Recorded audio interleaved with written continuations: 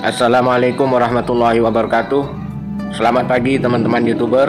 Pada kali ini kita akan membahas tentang Merdeka Belajar SMK. Untuk lembaga pendidikan SMK ini, program Merdeka Belajarnya agak berbeda sedikit dengan sekolah-sekolah yang lain ya teman-teman.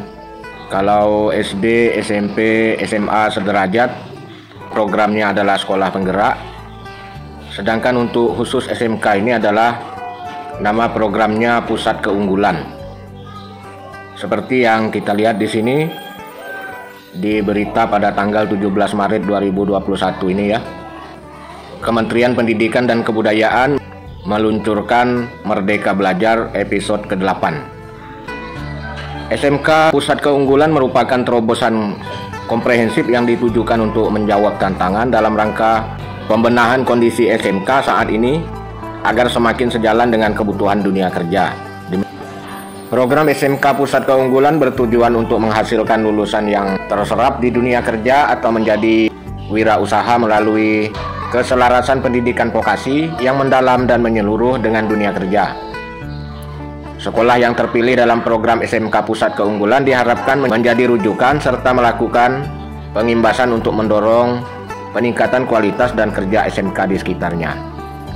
Untuk mencapai visi tersebut, keselarasan antara SMK Pusat Keunggulan dengan dunia kerja tidak hanya diwujudkan melalui MOU saja, tetapi harus berlangsung secara mendalam dan menyeluruh. Upaya mewujudkan keselarasan antara SMK dengan dunia kerja dapat ditempuh melalui pemenuhan 8 aspek link and match. Yang pertama, kurikulum disusun bersama sejalan dengan penguatan aspek soft skill, hard skill, dan karakter kebekerjaan sesuai dengan kebutuhan dunia kerja. Kedua, pembelajaran diupayakan berbasis proyek real dari dunia kerja atau proyek based learning untuk memastikan hard skill, soft skill, dan karakter yang kuat. Ketiga, peningkatan jumlah dan peran guru atau instruktur dari industri maupun pakar dari dunia kerja. Meningkatkan secara signifikan sampai minimal mencapai 50 jam per semester per program keahlian. Keempat, praktik kerja lapangan atau industri minimal 1 semester.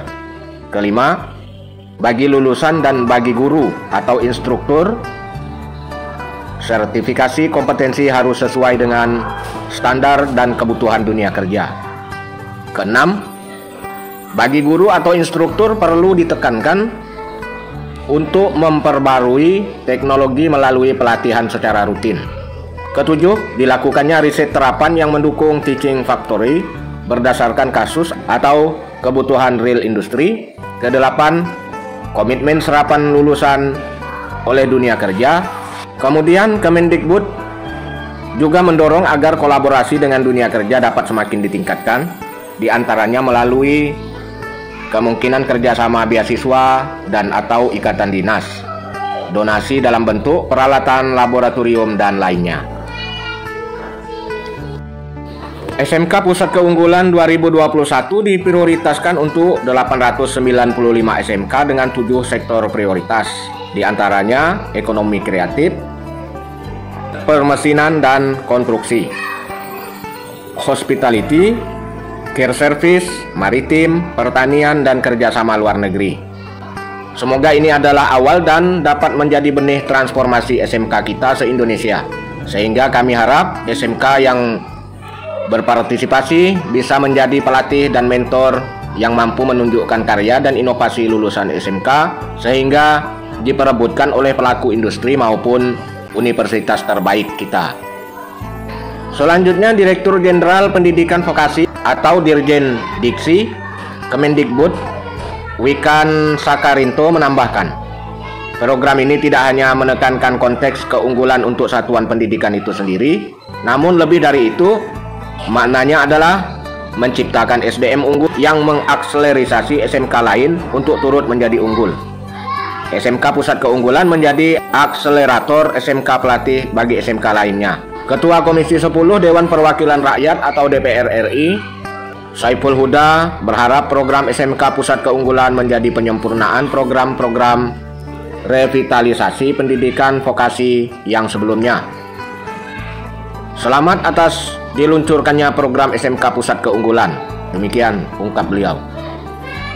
Semoga inisiatif dan inisiasi ini menjadi bagian dari percepatan kita untuk semakin membuat lulusan SMK sesuai kebutuhan dan menjadi tenaga kerja yang mengisi lowongan kerja yang ada di Indonesia. Lanjut beliau. Kemudian selanjutnya ada 6 dukungan Kemendikbud dalam program SMK Pusat Keunggulan. Program SMK Pusat Keunggulan mengusung semangat merdeka belajar yang berfokus pada penguatan SDM serta mendekatkan dunia pendidikan dengan dunia profesional. Program ini diharapkan menjadi penggerak bagi SMK di Indonesia agar meningkatkan kualitas hasil belajar siswa yang sesuai dengan dunia usaha dan dunia industri atau disingkat dengan DUDI atau dunia kerja. Kemendikbud menyiapkan 6 bentuk dukungan diantaranya. Yang pertama adalah penguatan SDM. Yang kedua, Kemendikbud menekankan kembali pentingnya penguatan kepala sekolah, pengawas sekolah dan guru melalui program pelatihan dan pendampingan intensif. Ini bertujuan untuk mewujudkan manajemen dan pembelajaran berbasis dunia kerja. Selanjutnya yang kedua adalah pembelajaran kompetensi siap kerja dan berkarakter melalui pembelajaran berorientasi pada penguatan kompetensi sesuai kebutuhan dunia kerja dan pengembangan karakter yang sesuai nilai-nilai Pancasila.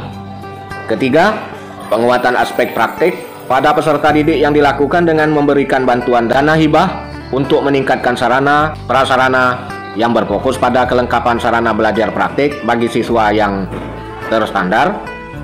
Kemudian yang keempat adalah menjamin sekolah berbasis data yang dilakukan melalui pendampingan pada sekolah, termasuk perencanaan berdasarkan evaluasi data dan penggunaan platform digital. Kelima adalah pendampingan oleh perguruan tinggi. Keenam, sinergi antara pemerintah pusat dan pemerintah daerah untuk mendukung penyelenggaraan SMK yang berkelanjutan. Selanjutnya, seperti apa inovasi program SMK Pusat Keunggulan pendampingan oleh perguruan tinggi? Kita lihat pembahasannya berikut ini. Salah satu dukungan penting terhadap program SMK Pusat Keunggulan ini adalah terjadinya sinergi antar jenjang yang ditempuh melalui pendampingan oleh perguruan tinggi mencakup aspek perencanaan, pengelolaan program SMK Pusat Keunggulan. Perguruan tinggi dengan pengalaman dan rekam jejak yang baik didorong ikut membantu mempercepat akses SMK untuk bermitra dengan dunia kerja, serta memperkuat perencanaan dan pengelolaan program. Program ini juga turut menjaga kesinambungan perguruan tinggi dan SMK dalam pengembangan kepakaran dan kompetensi keahlian serta jejaring. Setidaknya ada lebih dari 100 perguruan tinggi calon pendamping SMK Pusat Keunggulan.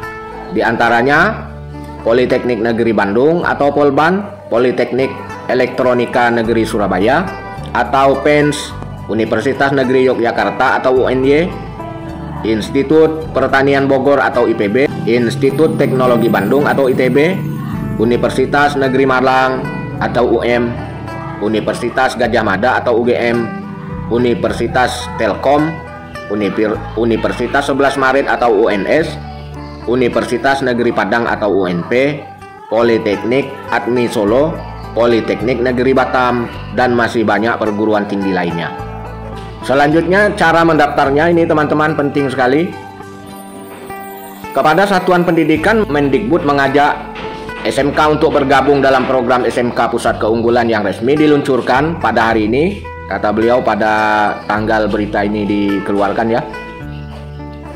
Jadilah bagian dari program SMK Pusat Keunggulan ini dengan mendaftar ke smk.kemendikbud.go.id/SMKPK, ujar Pak Menteri.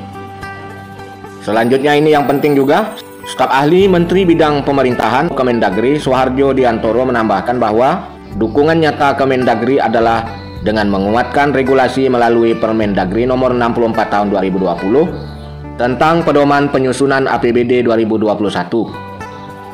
Sehingga ini dijadikan pedoman bahwa 20% APBD digunakan untuk sektor pendidikan. Kita mendukung penuh SMK Pusat Keunggulan, kata beliau. Demikian pembahasan tentang SMK Pusat Keunggulan ini. Semoga bermanfaat Assalamualaikum warahmatullahi wabarakatuh. Selamat pagi.